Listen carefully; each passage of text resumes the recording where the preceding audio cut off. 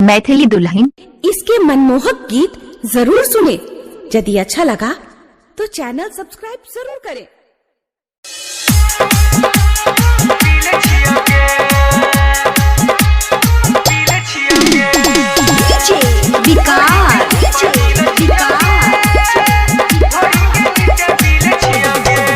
आगे के देख लियो छौरी देख लियो पीछे मरकरी के लाइट जरा कर देखली ऊपर नीचे। जब देख लियो छौरी गे तोहर भीतरी के समानमा टन टन हटन कहर लगलै हमरो ई मनवा। ढोरी के ऊपर दिल छियो गे ढोरी के नीचे दिल छियो गे ढोरी के ऊपर दिल छियो गे ढोरी के नीचे दिल छियो गे। डीजे सत्यम मदना बाजार डीजे विकास मटिया कला सीतामढ़ी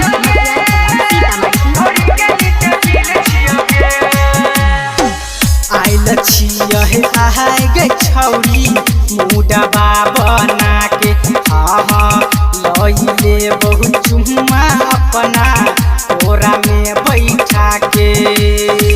गाँव के सब लफुआ छौरा देखो टुकुर टुकुर चोली के भीतर सामान तोहर और भुकुर भुकुर। ढोरी के ऊपर दिल छियो गे ढोरी के नीचे दिल छियो गे ढोरी के ऊपर दिल छियो गे ढोरी के नीचे दिल छियो गे।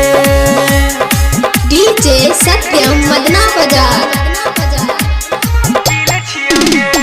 डीजे विकास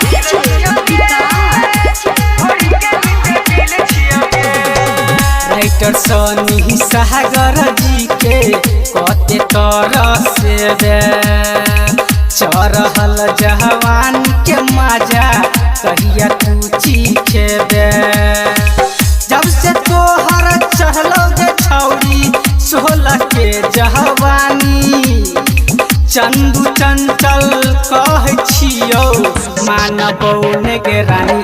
ढोरी के ऊपर दिल छियो गे ढोरी के नीचे दिल छियो गे ढोरी के ऊपर दिल छियो गे ढोरी के नीचे दिल छियो गे। आगे के देख लियो छौरी देख लियो पीछे मरकरी के लाइट जरा कर देखली ऊपर नीचे।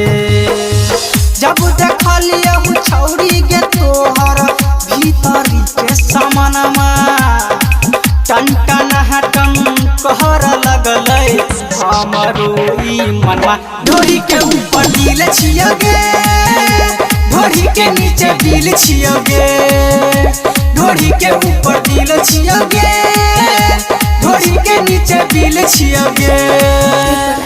स्टूडियो।